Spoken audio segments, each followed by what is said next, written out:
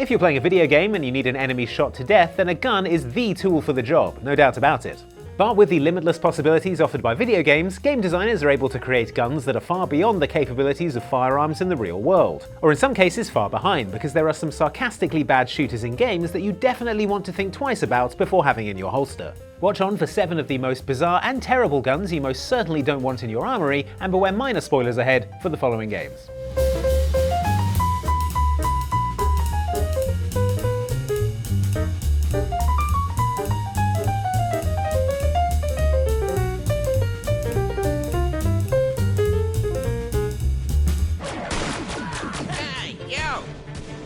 You wouldn't be interested, unless you want to get your hands on some real firepower. As its marketing is keen to remind us, the Borderlands series contains 87 bazillion guns. They're not all going to be winners. That being said, there are few firearms in the Borderlands series less effective than a shotgun known as the Shodi, which you can only obtain from a side quest in the Bounty of Blood DLC for Borderlands 3. Are you in the market for a genuine, rarefied, bona fide firearm? Original company elite stock, restored to its original condition by yours truly. Introduced to you by the weapons dealer Stickley, the Shodi is initially described in such glowing terms that you may well start to get excited about your soon-to-be new favourite gun. You made the right decision, friend. You won't regret it. After paying through the nose for the privilege, you are then treated to an incredibly grand reveal for your new gun.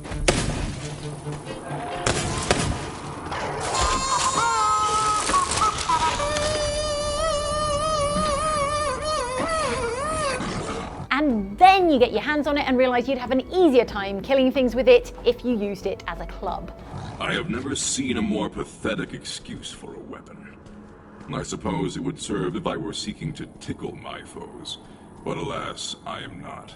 Described as a 100% genuine fake-ubs, this shotgun has uniformly terrible stats across the board, but what really makes it stand out in the crowded worst gun field is the fact that the buckshot it fires falls to the floor almost immediately.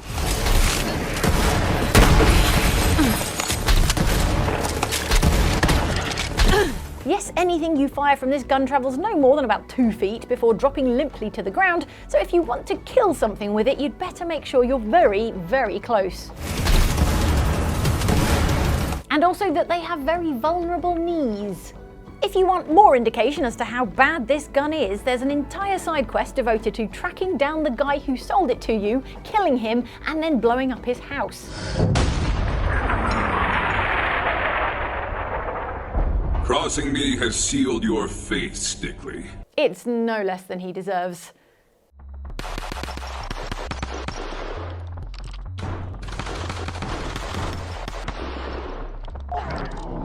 While it might look like it was made in the mid-1990s, perhaps during some kind of fever dream, first-person shooter Cruelty Squad is actually from 2021, and casts you as a corporate assassin carrying out kill missions for huge conglomerates.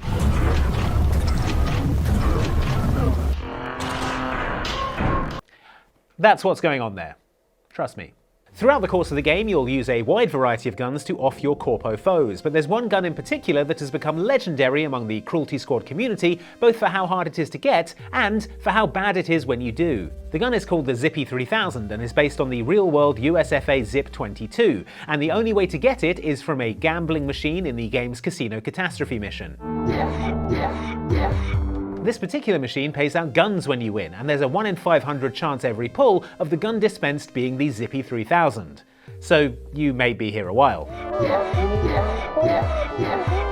When you do finally pull the Zippy, however, you'll quickly wish you hadn't, because this gun has been purpose-built to be unreliable, dangerous, and frustrating. That's because when firing this gun, it has a 1/3 chance of firing correctly, a 1/3 chance of failing to feed a bullet altogether, and even worse, a 1/3 chance of misfiring, causing damage to you, the player. So if there's a 1 in 500 chance of getting this gun, and then a 1 in 3 chance of it firing correctly, then by my calculations, you're going to be able to kill -300 enemies. Maths was never my strong suit.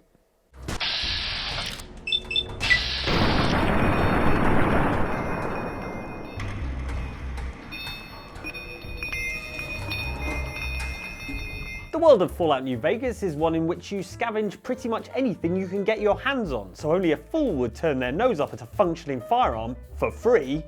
And yet you might find you'd be better off if you did just that to the K9000 Cyberdog gun from the game's Old World Blues DLC, because while it is a decent shooter, it is one of the more distressing things in a game that, let's be honest, is jam-packed full of distressing things. Yes, thank you. That's because this gun is powered by the actual brain of an actual dog, and it's still alive and seems to know exactly what's going on. In all other aspects of its design, the K9000 Cyberdog gun is pretty straightforward. It's a box-fed machine gun chambered for 357 Magnum rounds, with the notable distinction that it also has a big jar full of biogel and one canine brain powering the whole thing.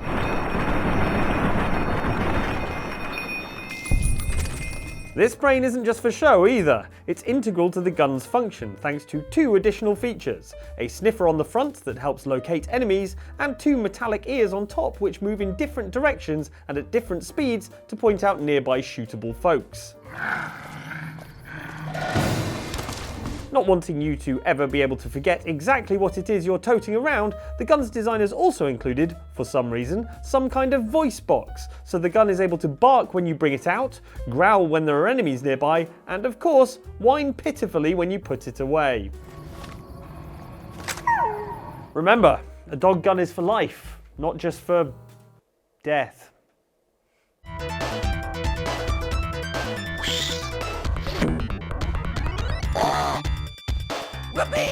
The character you play in Earthworm Jim 2 is literally an earthworm called Jim, so to be fair, you're lucky you get any guns at all. Of course, the earthworm is inside a supersuit, which is what makes him able to be an action hero, but even the desperate flailing of a regular earthworm would be more effective than the bubble gun power-up from the game, which is exactly what it sounds like, a gun that shoots bubbles. Whoa! These bubbles do the damage of a bubble, which is to say 0 damage, and they have the range of a bubble, which is to say they float upwards, away from your enemies. Ordinarily this would be annoying, but not much of a problem because you could just switch to a weapon that actually works. However, thanks to a quirk of Earthworm Jim's interface in the Sega Genesis version, you can't actually swap weapons at all. So if you pick up the bubble gun, you're stuck with it until you run out of ammo. That means if you accidentally pick up the bubble gun, you're going to need to fire off all its ammunition as quickly as possible if you want to be able to switch back to a gun that you can actually kill enemies with. Still, in a pinch, there's always the desperate flailing of an earthworm. Surprisingly effective.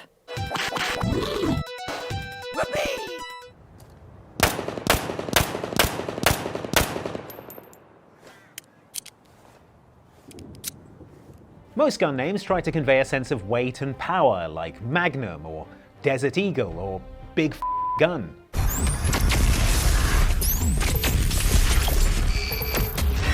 No mistaking what that is. Not so Battlefield 1's Calibri, which is German for hummingbird and is the smallest gun in the game by a considerable margin. What is this, a gun for ants? The Calibri is based on a real-life miniature pistol of the same name, designed by a watchmaker and mostly intended as a novelty. Being so small, the gun was hard to reload, hard to aim and fire, and hard to hit anything with because its barrel was too small to be rifled, severely reducing its accuracy.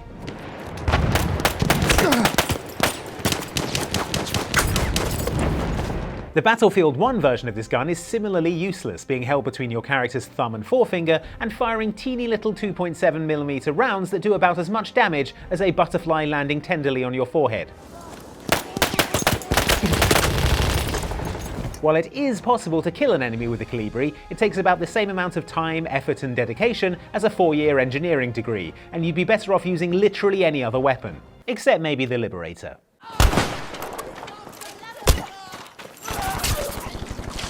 Come on, Battlefield 1, I know you're set in 1918, but this is ridiculous. Please press start to make a selection.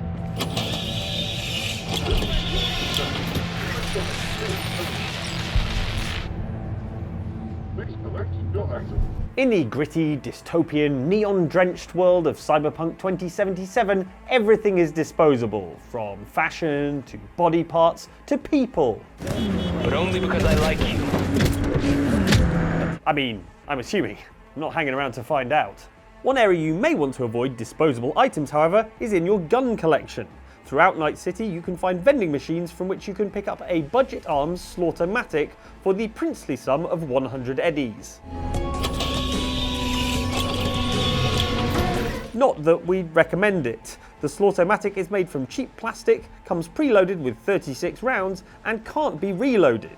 It is automatically tossed away when it's empty. But don't worry, you won't miss it, because the Slaught-o-matic is weak, slow at firing, despite being an automatic, can't be equipped with mods, and is so inaccurate that you have to be standing close enough to shake hands with your enemy to do any damage.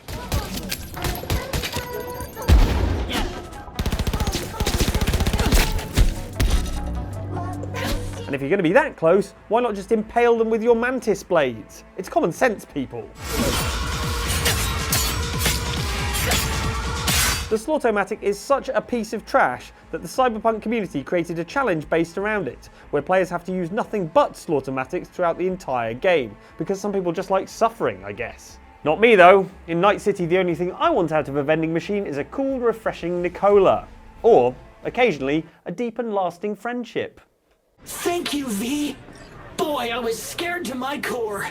I thought he'd paint some mean things on me.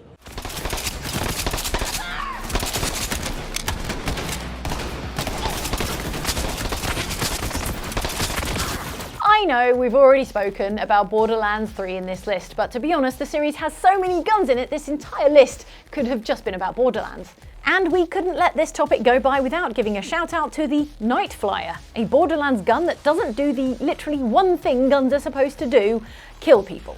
Heading out of Carnivora on Pandora, you might notice a strange symbol in the sky. Follow this symbol and you'll eventually arrive at a cave, which turns out to be the lair of a weirdo in a rack mask who is called Rackman.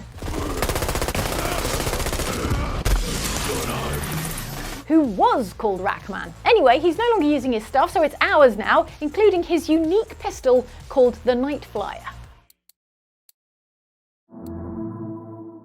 Now, you might be looking at this weapon stats and be thinking to yourself, this doesn't look bad at all, what are you talking about? To which I'd say, you've got some nerve, buddy. Also, I'm about to explain. While the Night Flyer does have a good rate of fire and extremely high base damage, because it belongs to the Borderlands universe's equivalent of Batman, it is bound by the same rules that he is, which is to say that it won't kill people. That's right, the Night Flyer will absolutely shred your enemies no problem, but it will stop short of delivering the killing blow, leaving foes on 1 hit point.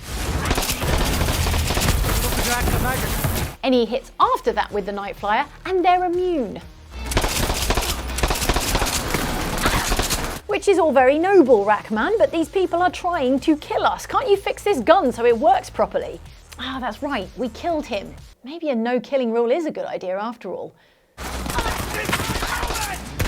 Hey, thanks so much for watching this video about terrible guns. I'll tell you what isn't terrible, these two videos here. This is from us, and this is from Outside Extra. They're both excellent. Please click on one or both of these videos, and you will have a great time with either of them. Thank you for watching. Do let us know if you've got any other suggestions for bad guns in the comments of this video. We'd love to read them, and we will see you next time. Bye-bang!